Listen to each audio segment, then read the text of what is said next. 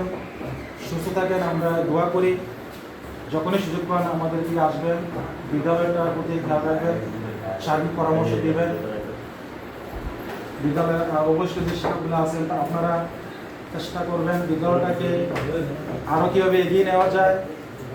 আশেপাশে বিদ্যালয় বহুত আছে, প্রত্যেকটা বিদ্যালয়ের শিক্ষার্থীরা বিভিন্ন কাজে তারা এগিয়ে আছে, উচ্চ পর্যায়ে আছে। অত্যন্ত দুঃখজনক হলো সত্য আমাদের উক্ত স্বেচ্ছাসেবকরা ভালোভাবে শিক্ষিত হয় নাই, এখানে আমরা এলাকার মানুষ হয়তো বেশি পড়াশোনার প্রতি বেশি আগ্রহ না, বেশি সচেতন না। এই কারণে আমরা বিশেষ করে পড়াশোনার দিক দিয়ে আমরা এই উত্তরপাড়াতে আমরা অনেক পিছিয়ে আছি।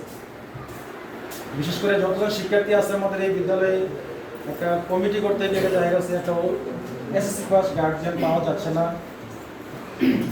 বারবার ডাকা হইলেও আমরা এলাকাবাসী এই মিটিংয়ে সাড়া দিই না।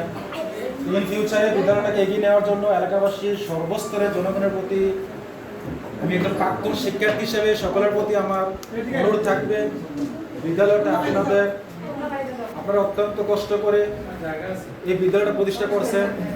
আলির বাড়ির সামনে একটা বিদ্যালয়, আমরা কোথাও গেলে বলি উত্তর স্বেচ্ছাসেবকরা আলির বাড়ির সামনে যে স্কুলের সামনে একটা আমার পেছনে আলির বাড়ি সবটা আগে হয়। আলির বাড়ির মানুষ আপনারা অনেক বিত্তশালী উদার মনের মানুষ, ভূয়া বংশের মানুষ। আপনার ইচ্ছা করলে বিদ্যালয় থেকে ১৬ টাকা দিলে আপনারা দিয়ে আসছেন, না দিলে বিদ্যালয়টা এখন হতো না। আপনারা দিয়ে আসছেন, যান প্রাণ মাল অর্থ সম্পদ জমি জমা সব কিছু দিয়ে বিদ্যালয়টা এই পর্যন্ত দাঁড় করে আনছেন। আরেকটু সুনজর দৃষ্টিতে দিন, সুনজর যদি আপনারা দেন বিদ্যালয়টা আরও এগিয়ে যাবে।